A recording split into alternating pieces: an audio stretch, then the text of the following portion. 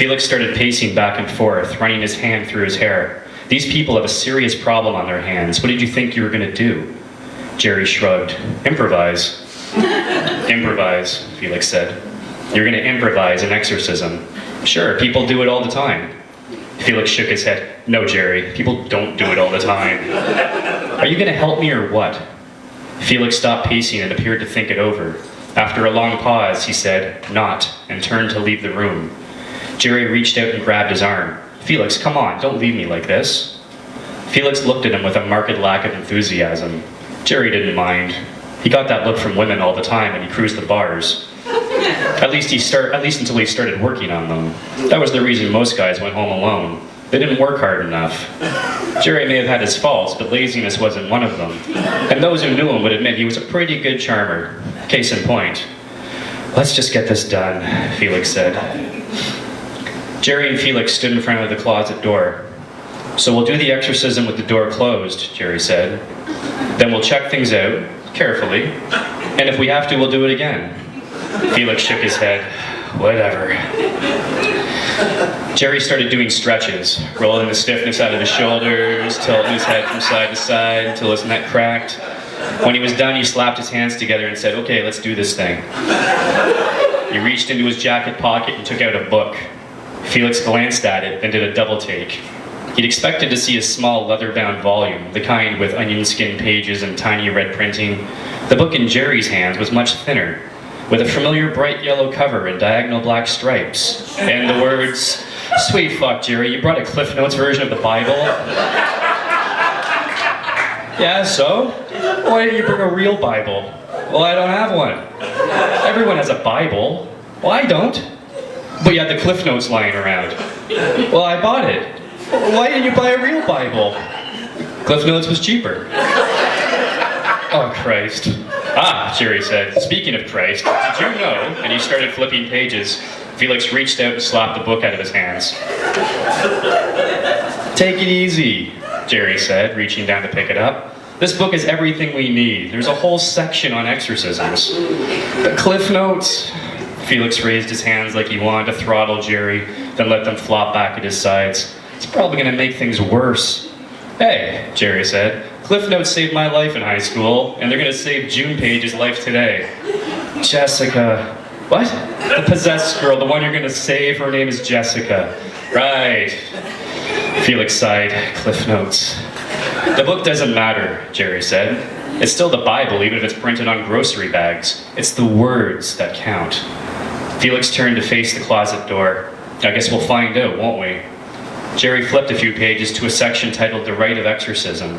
Below this it said, for the original Latin, turn to page 86. For exorcism practices in other countries, turn to page 89. For trivia about the film The Exorcist, turn to page 126. Jerry took a deep breath. Okay, he muttered, let's evict some demons. He began to read from the book. When he was finished, Jerry closed the book and slapped it against his thigh. There we go, he said, all done. Felix gave him a skeptical look. Are you sure? Of course I'm sure, Jerry said. I've seen Father Benenwadi do this 100 times. 100 times? Well, at least a dozen. Were any of those times through a closed door? Why are you so hung up on this door thing? You think the power of exorcism can't penetrate a piece of wood? Possibly, Felix said, assuming, of course, that you even possess the power of exorcism. Is that a joke? Jerry asked. What?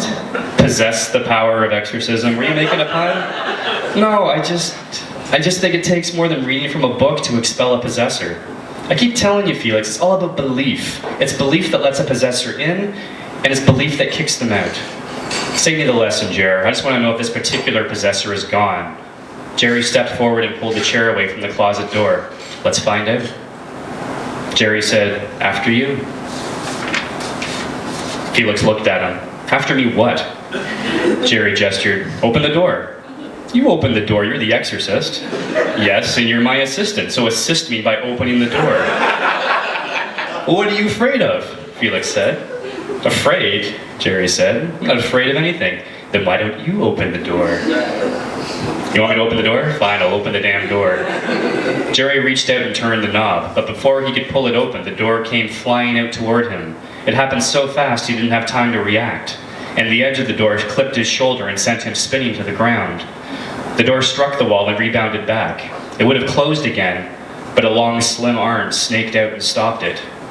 Jessica Page may have been pretty at one time, but she wasn't now. Her face had a bloated look, like she'd had an allergic reaction to something. Bathing, maybe, Jerry thought, wrinkling his nose at the stink that rolled off her. The funk was so strong he half expected to see a cloud hanging around her, like Pigpen in the Peanuts comics. Her arms and legs were rail thin, but her stomach was as bloated as her face and pushed out the front of her soiled nightgown. Her hair, chestnut brown like her mother's, hung in dark, greasy tangles around a face that was ashen and etched with blue veins.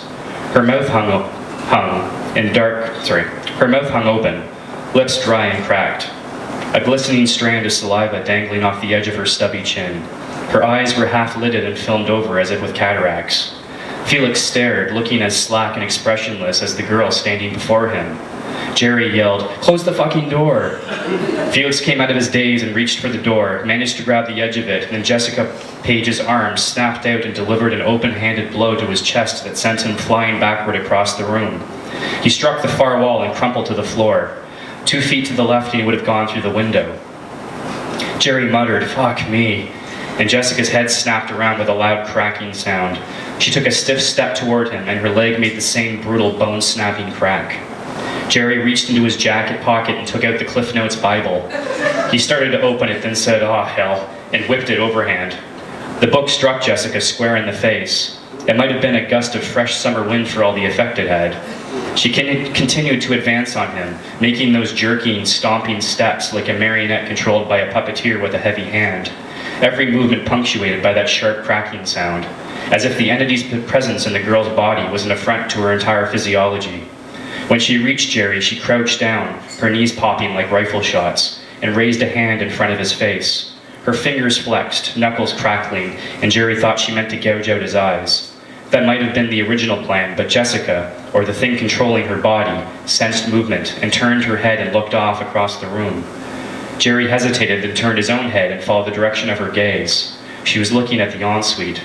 Then, with another double pop of cracking kneecaps, she straightened up and started off in a stiff-legged walk, moving around the double bed until he made it over to where Felix lay slumped on his side. He was groaning something Jerry couldn't quite make out. "What's that, buddy?" "I said I fucking hate you." Felix touched the back of his head and winced. "Now I know what a bug feels like when it hits a windshield." There was a loud clapping sound as Jessica threw the ensuite door closed behind her. Jerry got up, dashed over to the door and tried the knob. Locked. Felix climbed unsteadily to his feet and came over. "This is what her parents said she did last time." "They thought she was going to kill herself," Jerry said. He banged on the door. "Jessica, don't do it. You have every reason to live." "It's not Jessica, you moron." Felix took a step back from the door. "Get out of the way." They stood for a moment, heads cocked toward the door, listening. There was silence from the other side. Then a low metallic squeak, followed by the loud gushing sound of pouring water. "She's running a bath," Felix said. "She could use one," Jerry said. Felix reached into his pocket and took out a Swiss Army knife. At least Jerry thought that's what it was. Looking closer, he saw that the symbol on the side wasn't the White Cross logo of the Swiss Army, but rather the badge of the RCMP. "What's that?" Jerry asked. "Something a friend made me," Felix said simply. He opened one of the tools on the knife, then slid another out of the red plastic housing. Jerry stared with something like awe. "Is that a pick? And a tension wrench?" His eyes widened. "Shit, where did you get a Swiss Army knife with lock-picking tools?" "That's classified," Felix said. He bent down to work on the lock. "You need to hurry," Jerry urged him. "No problem," Felix said. "Old house, old locks. I'll have this open in a jiff." A moment later, the lock snicked back. Jerry turned the knob and pushed the door open. They went in. That's a good spot to end it.